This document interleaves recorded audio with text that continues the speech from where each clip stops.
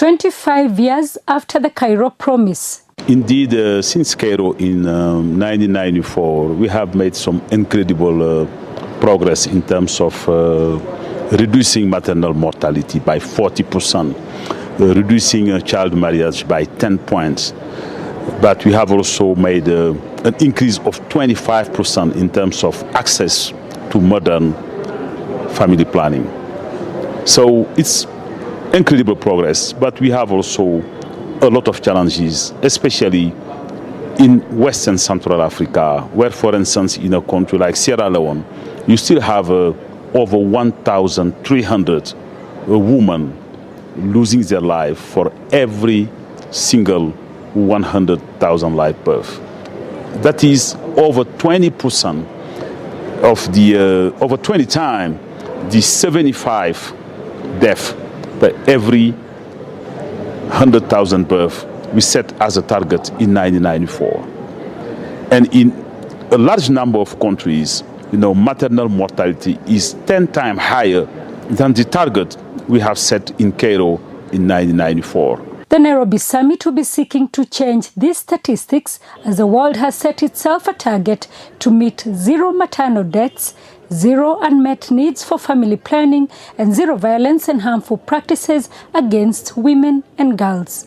It's possible, and we hope and I wish that by the time we leave Nairobi in 3 days, we will be in the right path to address this terrible issue that are holding back our women and holding back Africa. We have to engage for purposes of ensuring that we learn from each other, we share with each other, but what do we share? We must share best practices. For me, it's about which of our countries seem to be moving in the right direction and what is it that we can do to influence each other. In South Africa, for instance, we have reduced drastically the deaths of of mothers when they are giving birth. From 1994 to now, it has really drastically reduced. But it has reduced simply because, one, it's the government's commitment. Two, it's about ensuring that the services are closer to the people. South Africa has sent a high-level delegation led by the Minister in the Office of the President, Jackson Mthembu. Minister for Social Development, Lindiwe Zulu, says this will be the opportunity to amplify the relationship between population growth and sustainable development. Partnerships, she says, will be key to the realization of what was started in Cairo. So we say to the international community, we need to hold hands with us, because what happens in the African continent would have an impact with what happened to the world. The Cairo summit agreed that everyone has access to sexual and reproductive health care and are free from gender-based violence and traditional harmful practices.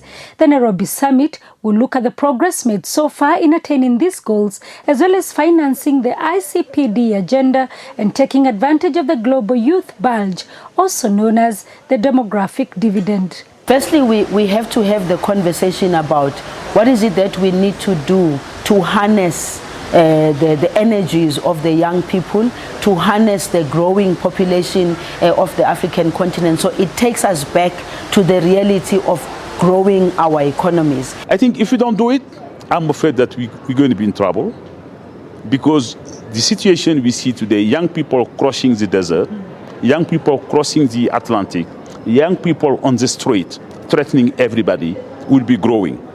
Today, we have over 22 million of young Africans coming to the job market every year, and we have at best 3 million who have a job. Not homosexuality! Not everyone, however, agrees with the agenda of the summit. The Catholic Church in Kenya has led in questioning some of the issues up for discussion, including family planning and LGBTQI rights as going against family values.